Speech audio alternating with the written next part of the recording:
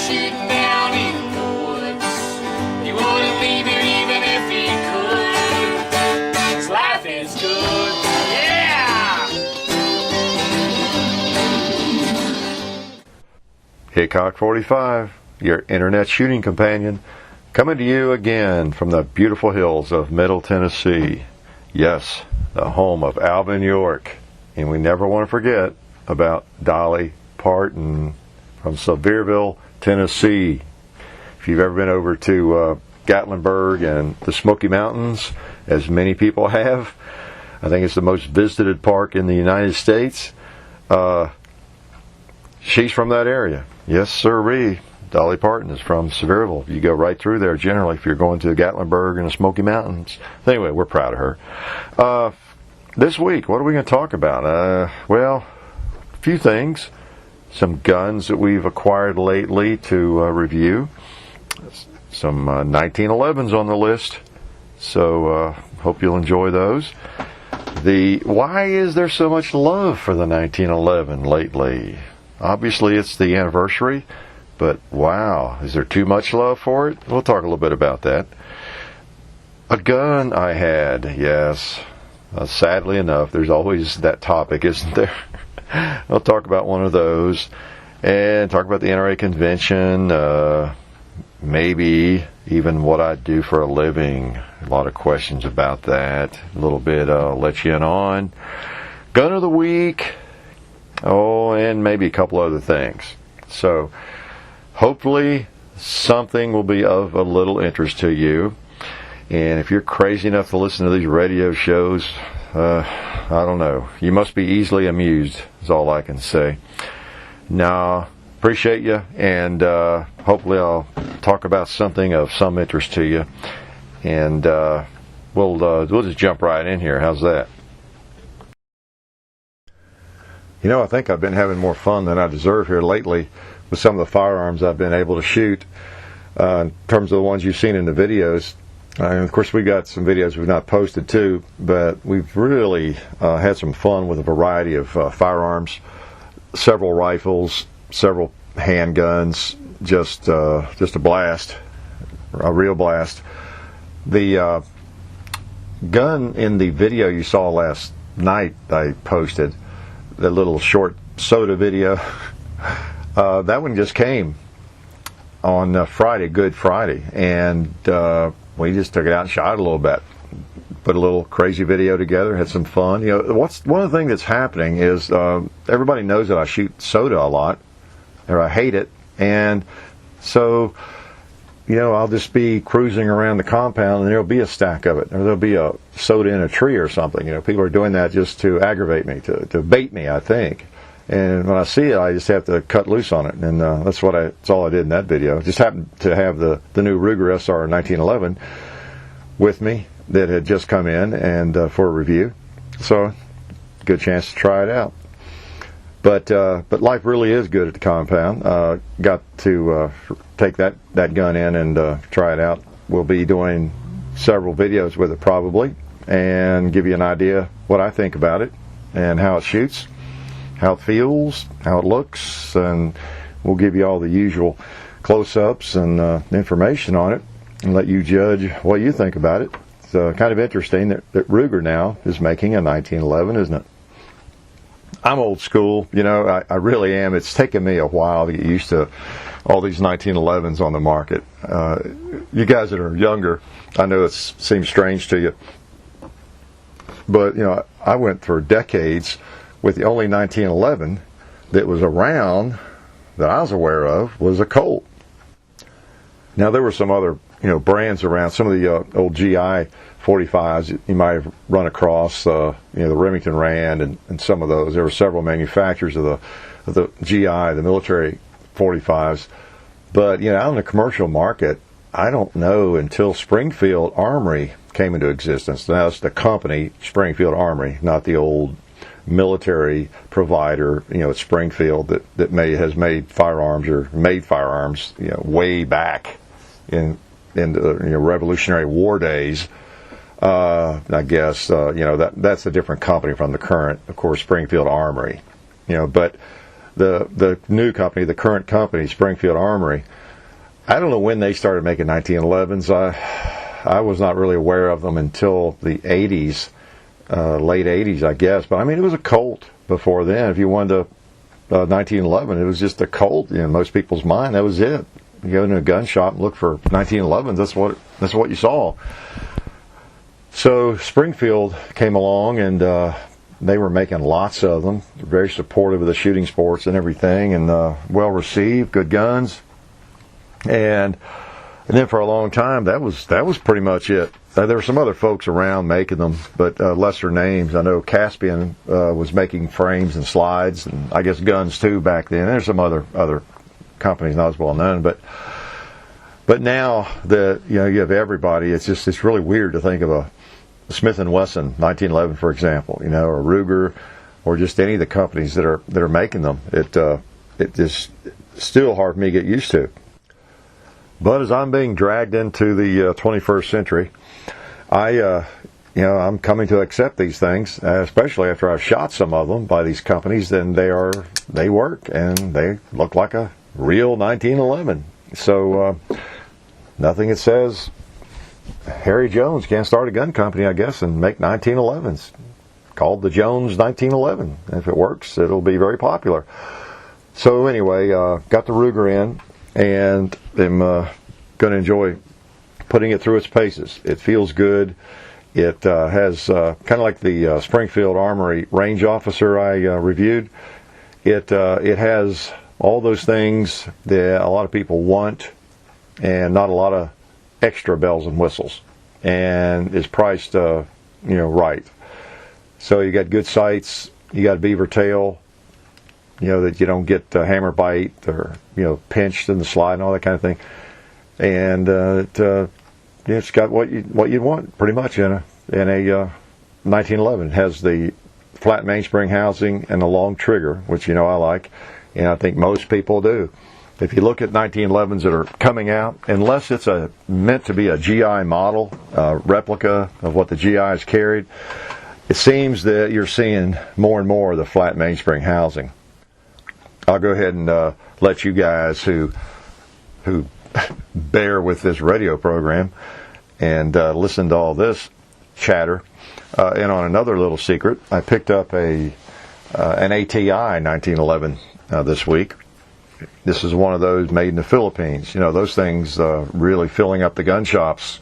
They're very popular, and a lot of people asking about them. There's several companies that make them down there in the Philippines. I don't know, Arms Corps. You got the Rock Island Armory gun. The Arms Corps, I think, makes them. You've got the ATI, and there's another one or two, but they're all made down there in the Philippines, and doesn't seem to be a lot of difference, in them, just a matter of the features, that sort of thing. And I've been asked to check those out and everything, so I finally did. I picked one up just to review. I got one that didn't cost very much. That's the attraction to those guns, and we'll see how it does. So again, a little inside information there. You'll be seeing that one in action down the road here, maybe before too long, as well as this Ruger 1911. So anyway, hope you enjoy those. We'll really run both these guns, a great deal. Put them through their paces and make sure they work. I know some of you are thinking that the 1911, especially this year, is getting way too much love. If you're not necessarily a 1911 guy, gal, you don't trust it, you've had some bad experiences with it, you might, and I see a comment to that effect every now and then. They're kind of rare, but you might really, be laughing at all the hoopla over the 1911. And I understand that to some extent. If you carry some other firearm, and there's so many handguns that out there that work so well that you don't have to have a 1911 unless you just happen to like one or it feels good to you and you enjoy shooting one. But I think a lot of the love is just the history of the gun and how much fun they are to shoot. And I don't mean to imply when I show so much love for it that, boy, this is the gun you need to have. This is what you ought to be carrying. I really don't. Very rarely. isn't my go-to gun, but I just really appreciate the history of them, and they're so much fun to shoot, and they will serve just about any purpose. You know, I find still the newer designs, the polymers, the SIGs, the Glocks, whatever, the H&Ks, you name it, to be just utterly reliable, out of the box without any tweaking and any future tweaking for the most part. You can get one of these newer guns I mentioned, and you might never have to do anything to it for the next 10 years and shoot it every day, and it'll just work. 100%. Sometimes the old 1911s need a little tweaking. The Series 80. We have two of those. The one John has, we have a little bit of an issue with the extractor on his. And I mean, it's like, why? It's a Colt, and it's supposed to work, and it is. It's well made. It's just a great gun, but about every 6 months I have to take the extractor out and pound on it a little bit, tighten it up, because the last round in a magazine will malfunction. It'll end up just sitting on top of the magazine, and I assume that was the extractor, and the assumption seems to be correct, because when I take it out, bend it a little bit more, tighten it up, it fixes it, for several months, and then it will start doing it again. It's doing it now. So sometimes you got that little bit of frustration with the old 1911s. But once you get them right, they work, and we'll probably just replace that extractor, get some aftermarket extractor, and quit fooling with that one. But so anyway, it's the love for the 1911. Is a lot of it is the history. You folks that maybe have never owned one, don't think you even want one. Don't write them off. They're just so much fun to shoot, and there's so much history. Kind of like the 1873 Colt Single Action Army. They're probably not going to carry one of those for self-defense, but wow. I mean, they just reek of history and are so much fun to shoot. As I've talked about before, I like to see shooters kind of branch out and shoot a variety of guns, not just spend all your days shooting a Glock or SIG or just a 1911 even. There's a lot of people, of course, on the other side of that fence who think there's no gun better, no need to buy any other handgun or pistol than the 1911, and make cracks about polymer guns and Wonder 9s and high capacity. They're really old school and can't get out of that box. And you don't really have to get out of that box. You don't want to. There's a lot of great firearms out there. You can go jump in any box you want and stay in it. To continue that metaphor. But it's nice to have a variety of experiences with firearms if you really like firearms. Same with the military rifles. They're all fun. The bolt action, the Enfields, the Mauser, you name it. They're all fun. And just as the semi-automatics are, or fully automatics, I enjoy all of them. I have to go to Knob Creek to enjoy the fully automatic ones, but they're just all, to me, equally fun. Speaking of having fun with different types of firearms, I thought I'd talk about a gun I had. Here I go again with one of those, and I know that most of you all could fill up a radio show with those yourself, couldn't you, if you've been collecting and shooting very long? Well, one of the guns I had was a Model 19 Smith & Wesson 6-inch barrel. If you're familiar with all my videos, you have, I have the 4-inch Model 19 now. Well, I'd always wanted, well, not always, but for a long time, I'd kind of wanted to get back into one of those, and so I did a few years back. That's the 4-incher I have now.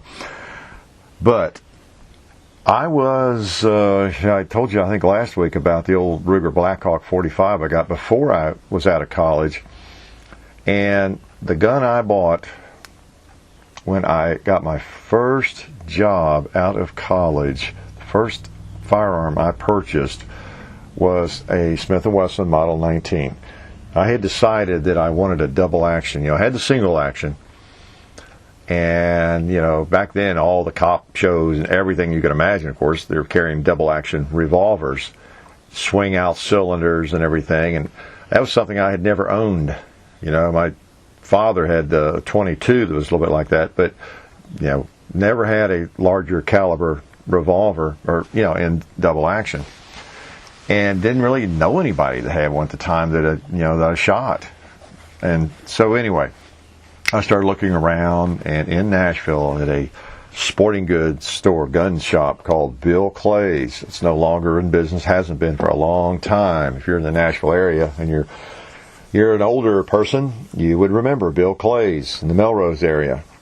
I remember the night I went in there and bought that Model 19. Wow, it was exciting. It was really, really a neat gun.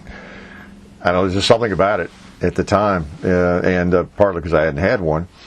But 357 Magnum, Model 19, 6-shot revolver. That's the K-frame, perfect size frame, fits just about anybody's hand. And it was a gun at the time that a lot of state troopers were carrying, and a lot of cops were carrying. Either that, a Model 66. There were various models, and stainless and blue and everything. That I guess the 66 was out at that time in '73. That was just the stainless version of it, basically. But this one was blue, and I thoroughly loved that gun and shot it extensively. I started hand loading for that gun right away. First cartridge I started loading was the 357, and I shot that thing all the time. And just a wonderful shooting gun and fun to shoot. The course history takes us back into a time that was different, and that was '73. I recall in Franklin, Tennessee, where I lived at the time, a dump, back when we called them dumps. And this was not a garbage dump. It was a dump where people dumped. I may have told you all this before. It seems like I might be repeating myself somewhere. Who knows? I yak so much. But it was a dump where they just dumped old appliances and cars and things like that. It wasn't like kitchen garbage there or anything. It was a large area, and you drive back this dirt road. I'm not even sure whether it was the county, the city. I don't know who owned it, but the gate was open always for people to take stuff back there. So, no one ever told me I couldn't shoot there, and someone else had told me that that's where they went to shoot. So I started going out there. I didn't know of any ranges at the time, and shooting that gun.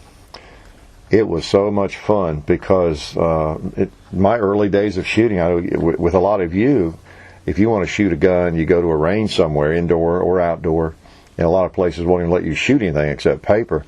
I guess I was fortunate in a way. My early days of shooting for a year or two there were outdoors at old refrigerators and old cars turned upside down, and things of that nature, up to 100 to 300 yards even in that place. So it was kind of neat. I'd stand up on a hill and sling lead down at an old car refrigerator way down into the hollow, and you hear that thunk, after about a second, it seemed, after you'd fired. So I got the bug for that kind of shooting pretty early in my shooting experience or career at that dump. So right now there's probably 49 houses, big houses, built right where that was. That's all long gone.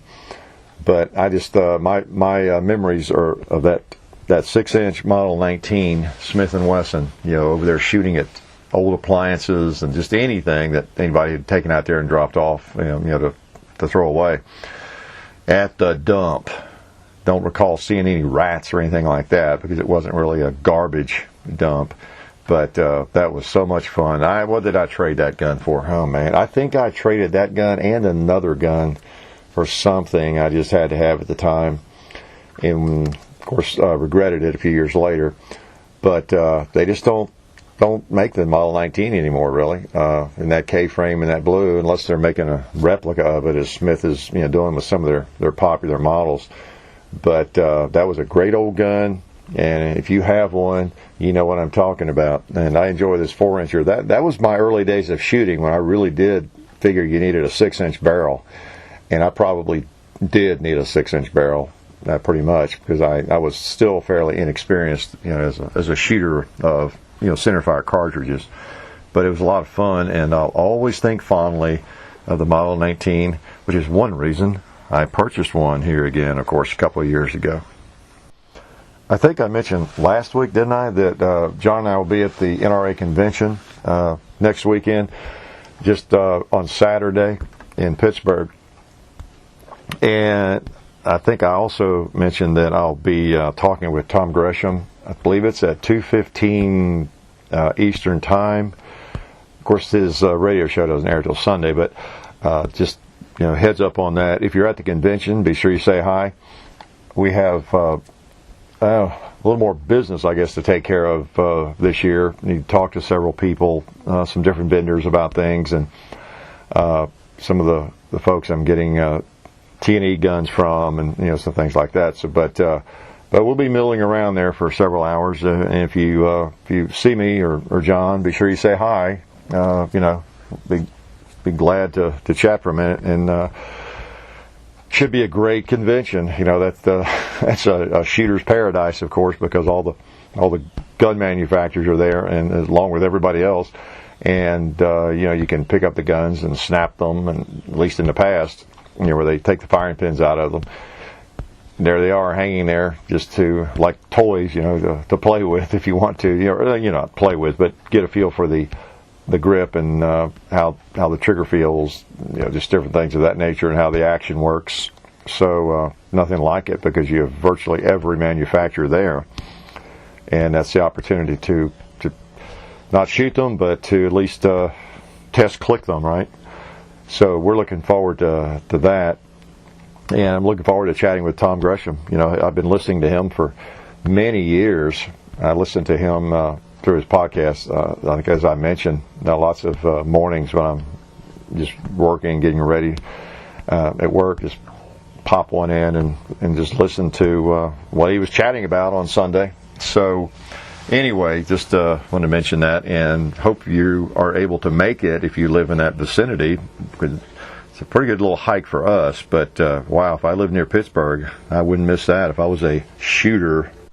I get a lot of questions about what I do for a living. Of course, I get a lot of weird comments, of course, in that regard.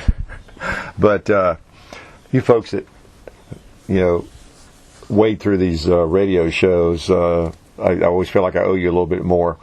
Let me tell you what I do for a living. There are a lot of old strip clubs in the Nashville area. Somebody, has to be the personnel manager. That was a joke.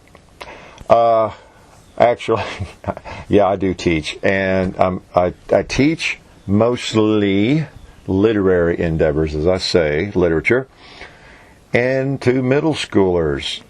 Okay, I don't really talk about that a lot or say much about it on the channel, just for obvious reasons. And but that's what I do. I've done other things. I did it when I got out of college, and for 11 years I did some other things and traveled pretty extensively. Then I came back to teaching in the 90s, and I'm in a situation where I don't have gang issues or anything like that. Quite the contrary. That's all I'll say. But I have great kids, great student body, and I thoroughly enjoy doing it. I know when people hear or see on my profile that I teach, there's probably this sigh. Oh man, poor Hickok. Wow, gosh, I feel sorry for that guy. Just think what he must put up with.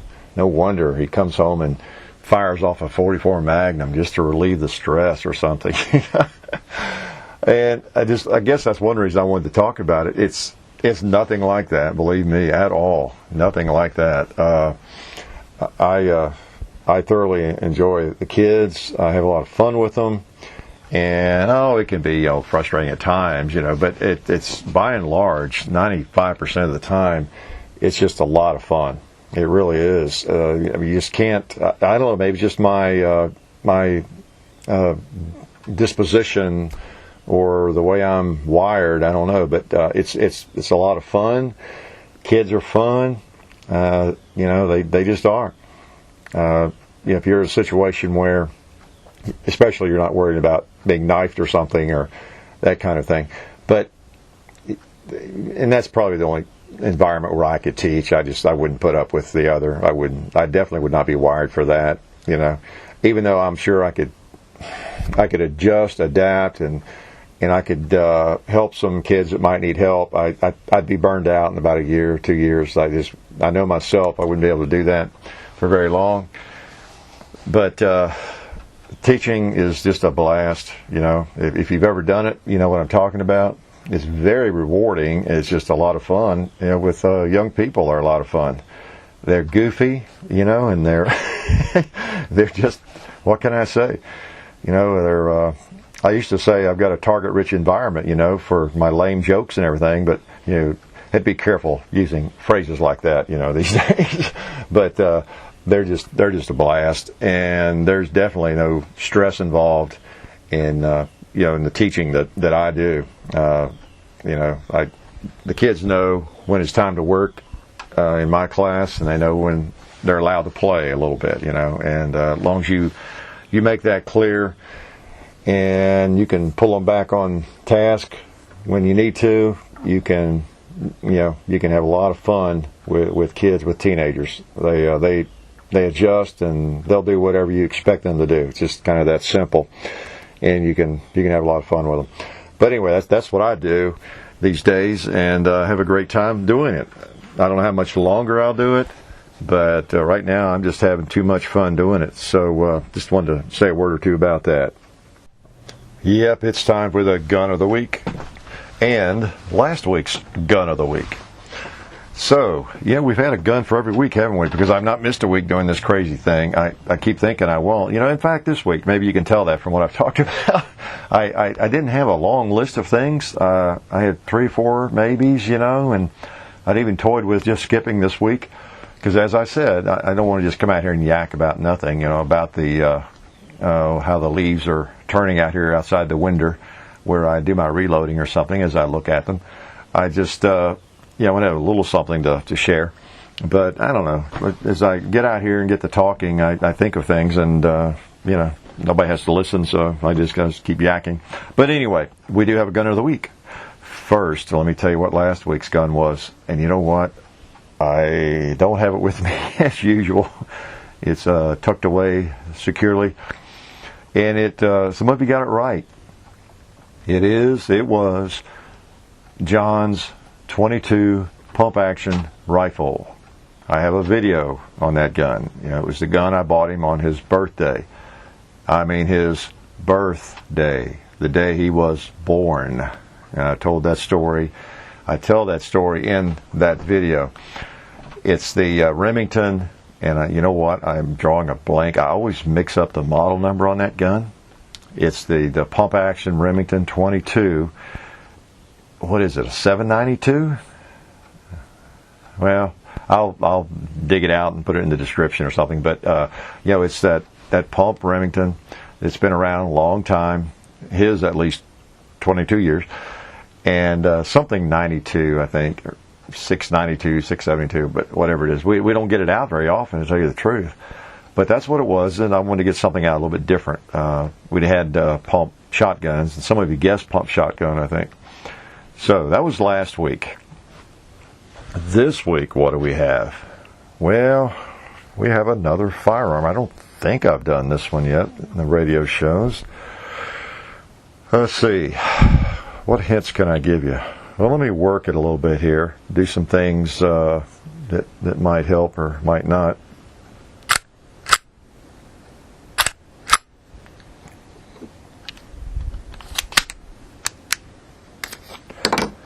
Let me pull the trigger. Let me cock it. Pull the trigger. Let me load it. Let me unload it. Let me cock it. Pull the trigger. There you go. Now I ought to give you a hint. These are so hard to get. Wow, I know I wouldn't be able to get them myself, and I do hang around firearms a little bit. Let's see. What could I tell you about this thing? I'll tell you, it's one of my favorite firearms. It's one of my go-to guns, okay, in a way. One of my go-to firearms. That might be enough of a clue, okay? It's one I really like. I like it quite a lot. I've not had it but maybe a couple of years, year and a half, I don't know, something like that. Okay, that's all the clues you're going to... Oh, wait a minute, let me give you another clue. Let's see. It's black and kind of a stainless, okay? Has a barrel, a trigger, and a set of sights. What else does it have that would be a good clue? I don't know. It does not have a hammer. Put it that way. How's that? Okay, giving you a lot of clues these days, huh? I'm feeling sorry for you guys. You know, I really don't have another topic to talk about, and I guess this week's show would end up a little bit shorter, or maybe a fair amount shorter than recent weeks, I guess. Maybe I'll just blab a little bit about how things are going. Okay? You know, it's going pretty well. We are just really appreciative, John and I, of how things have gone, how well the channel has been received, the videos we've done. We probably don't, say that enough, that we just really are, I don't know, appreciative. We're surprised. We're continually surprised. I mean, we were just, really surprised over especially the first year, and then how it continues to grow. It's just very rewarding and satisfying that the videos we do, people like. I think probably mainly because, well, we do put a fair amount of work into it and some thought into it, believe it or not. But then again, we do just kind of the stuff we like to do, as I've said before. Especially the first 6 months. We brought a camera out. It was just, we didn't really try to do anything special really at all, I guess. And people really responded well. It just bowled me over when I did those first few. John calls them the yellow shirt series. Where I think I did 3 or 4 wearing the same kind of butterscotch shirt. I just put the camera on a tripod. He wasn't even there for, I guess maybe any of those or some of them. I don't know. I lose track those first few months. But, it started growing pretty fast right from there. Just because I had some firearms and was able to shoot them a little bit and talk about them a little bit. Something not a lot of people had been doing, putting all that in one video, I guess. And it just took off. And largely that's kind of what we still do. I like to show you the gun, give you some, we're obviously giving you better looks at them now, with John's camera expertise, and we've got some good equipment. So we really try to do that and show you how they shoot and how they work and what my impressions are of them. And of course I have a pretty nice range to exercise them on, so it's, in a way, it's kind of a simple formula, but it's surprisingly, people have responded very, very, very well to it, and we're just continually surprised by it and thankful and glad that you're tuning in and continue to tune in. We are, of course, we're beyond. We've changed gears to some extent, in that we, I don't know when we started doing it, but 6 months ago or something, a little bit longer maybe, we started trying to acquire some guns that we had been getting a lot of requests for, instead of just, shooting whatever we want to get out of the safe or the bank, trying to respond to some of the demand as much as we can. We can't respond to everything, of course. There's thousands and thousands of firearms out there that people like. But that's been fun too, trying to get our hands on some guns, and we continually get requests, of course, for other firearms. There's no way to keep up with that unless I, worked in a major gun shop somewhere or something. But we're grateful. We appreciate your all support. We're getting, as I've said, I don't, have the donate button up anymore for the ammo, because we're making enough from the views now to buy the ammo and a gun occasionally, and that's kind of nice. And constantly getting requests to make promotion videos for this holster and that gizmo and all these sorts of things, which I don't really do. Don't really do that. If it's something I just thoroughly like, something that works, you'll see it in a video, and I don't mind bragging on something that works. Some of the things that I wish I'd get a call or a contact on, I have not, and that would be like bullets, cast bullets. I'd love for a cast bullet manufacturer to decide, hey, I'd like to send Hickok45 a few thousand cast bullets a month just for a few mentions here and there, or that kind of thing. I would love, but we haven't gotten that. Had some contacts from ammo companies or distributors.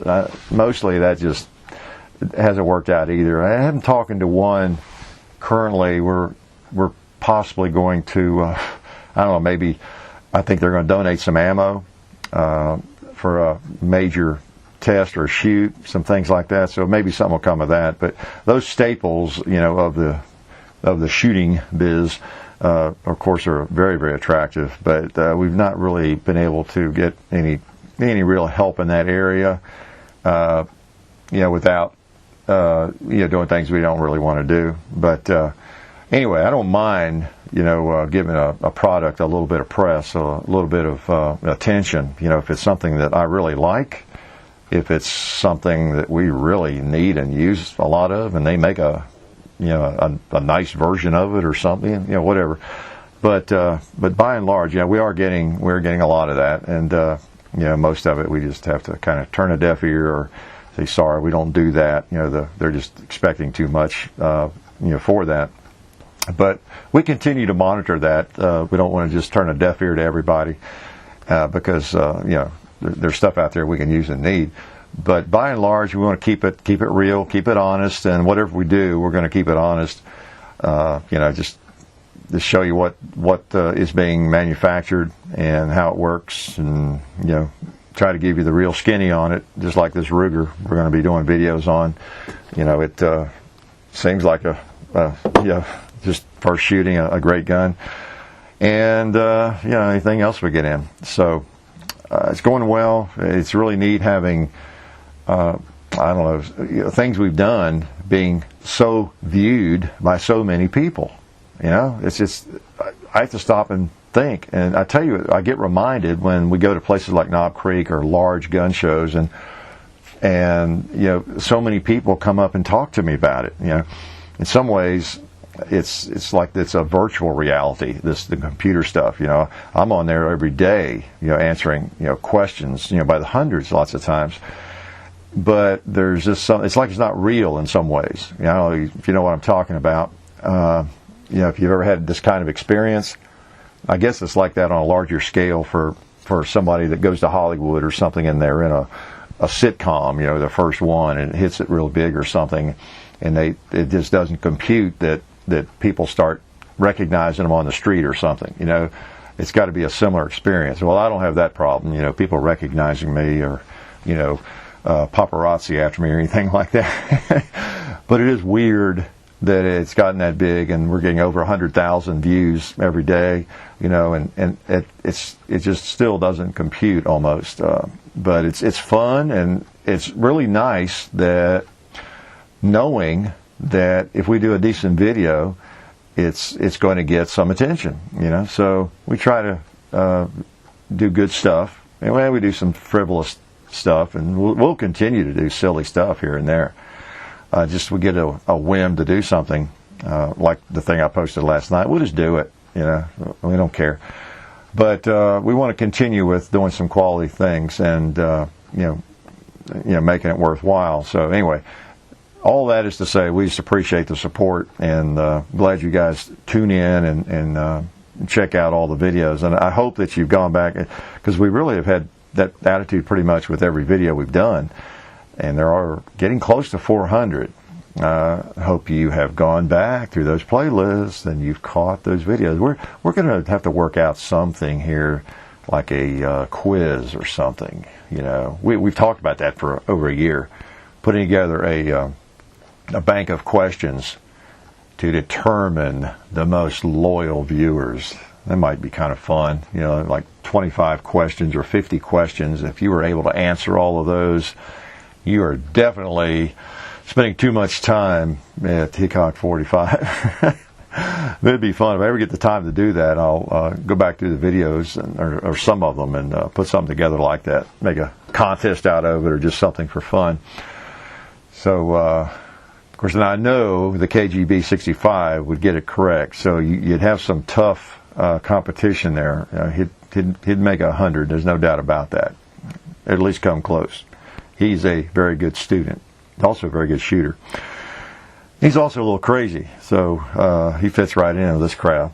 But anyway, thought I'd ramble here a little bit and then wrap up what we're doing, because you have more important things to do. Get some work done this weekend around the house. Thanks anyway, and we appreciate you dropping in. Hope you have a chance maybe this weekend to do some shooting and or next week. And as I always encourage you, make sure you're a member of some shooting organization, someone who's helping to fight for the gun rights, preferably the NRA, and then along with that, any other organizations you can afford to join, because there are lots of great organizations out there, both at the national and the state level. And you know, I think it was Tom Gresham I heard speaking recently about that, and using the old wheelbarrow analogy. You know, you're either helping to push or pull the wheelbarrow, or you're riding in it, you know. And if you're not a member of some of those organizations, or at least one of them, you know, you're being pulled around by the rest of us. So I hope you are doing what you can there to help support the cause. It's the main reason we're still able to do this kind of shooting in this country. So with that, I'll let you go. And it's been great chatting with you. You guys haven't had much to say. I mean, I pause every now and then and I listen, and I hear no one say anything. No one has their hand up to ask a question or anything. So I just keep yakking away. So it's been fun, and you guys take care and have a great week. And you know that life is good. You've been listening to the Hickok45 radio show. See you on the range.